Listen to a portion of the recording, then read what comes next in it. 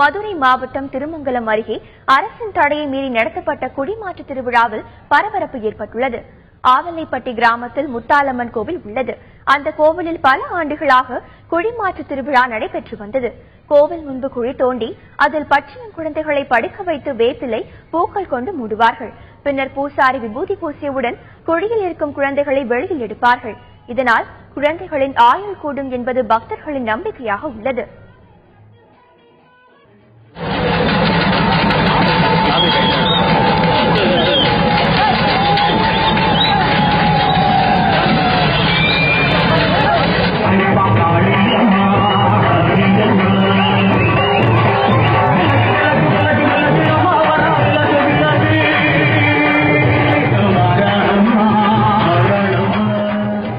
அம்மனை தூக்கி தலையில வச்சுக்கிட்டு அப்படியேவும் பிள்ளை கீழே கிடக்கும்.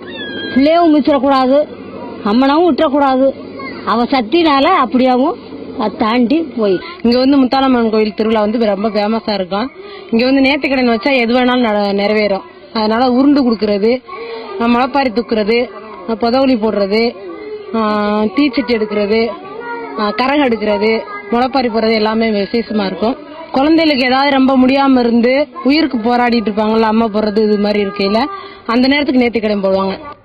இந்த குழிமாற்று திருவிழாவில் மனித உரிமைகள் மீறப்படுவதாக இருந்த புகாரை தொடர்ந்து இதற்கு அரசு தடை விதித்துள்ளது. இந்த நிலையில் கிராம மக்கள் தடையை மீறி மீண்டும் குழிமாற்று திருவிழாவை நடத்தியுள்ளது பரபரப்பை ஏற்படுத்தியுள்ளது. 7 ஆண்டுகளுக்கு முன்பு பேரையூரில் அப்போதைய அமைச்சர் துரைராஜ் முன்னிலையில் குடிமாற்று திருவிழா நடைபெற்றது. விழாவில் மனித உரிமைகள் மீறப்பட்டதாக இருந்த புகாரை தொடர்ந்து அமைச்சர் துரைராஜ் பதவி இழந்ததும் குறிப்பிடத்தக்கது.